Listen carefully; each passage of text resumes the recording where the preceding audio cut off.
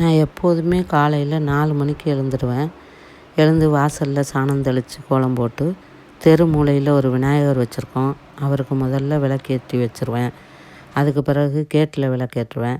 இன்றைக்கி வெள்ளிக்கிழமைங்கிறதுனால ஒரு எலுமிச்சம்பழத்தை 2ஆக கட் பண்ணி 2 பக்கமும் குங்குமம் தடவி வச்சுருக்கேன். அதுக்கப்புறம் நிலைவாசலில் விளக்கேற்றி வச்சுருக்கேன். நிலைவாசலில் வைக்கிற பூ உருளியில் நேற்றே பூ போட்டு ரெடி பண்ணி வச்சுட்டேன். அதுக்கப்புறம் தான் பூஜை அறையில் எப்போதும் விளக்கேற்றுவேன். எப்போதும் ஏற்றுற 5 முக அகல் விளக்கு ஏற்றி வச்சுட்டு காமாட்சி அம்மன் விளக்கு அகல் விளக்கு ஏற்றி வச்சுருக்கேன். எப்போதுமே காலையில் இந்த 7 தீப கணக்கில் தான் ஏற்றுவேன்.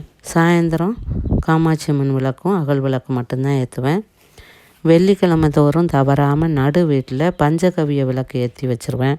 ஒரு தட்டில் பூ போட்டு ஒரு அகல் வச்சு அதில் பஞ்சகவிய விளக்கு வச்சு நல்லெண்ணெய் விட்டு தீபம் ஏற்றி வச்சுருக்கேன். பிறகு சாமிக்கு நெய்வேத்தியமாக வாழைப்பழம் வெற்றிலை பாக்கு மட்டும்தான். பெரும்பாலும் காலையில் இது மட்டும்தான் வச்சு சாமி கும்பிடுவேன்.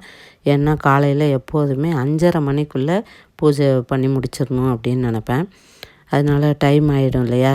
2வது பால் வர்றதுக்கும் நேரமாகும். அதனால் வாழைப்பழம் வெற்றிலை பாக்கோட மஞ்சள் குங்குமம் வச்சுருக்கேன்.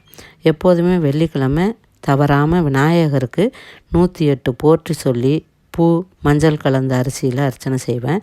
பிறகு குலதெய்வத்திற்கு 108 போற்றி சொல்லி அதே போல் பூ மஞ்சள் கலந்த அரிசியில் அர்ச்சனை செய்வேன். கடைசியாக மகாலட்சுமிக்கு 108 போற்றி சொல்லி 108 காசு வச்சு அர்ச்சனை செய்வேன். கடைசியாக கற்பூர தீபம் சாம்பிராணி தூபம் காட்டி பூஜையை நிறைவு செய்வேன். சிலருக்கு இவ்வளவு செய்யணுமா அப்படின்னு தோணும். நான் இதையெல்லாம் காலையில் பிரம்ம முகூர்த்த வேலையில் செய்துட்டு வர்றதுனால எனக்கு வர்ற பிரச்சனை எல்லாம் வந்த சுவடு தெரியாமல் மறைஞ்சு போகுதுங்க. ஒன்று சொல்லுவாங்க இல்லையா, தலைக்கு வந்தது தலைப்பாகையோடு போகுதுன்னு. அது போல தான் நினச்சி நான் இதை செய்துட்டு வரேன். நம்பிக்கையோடு செய்கிற எந்த செயலும் வீண் போவதில்லை. நன்றி.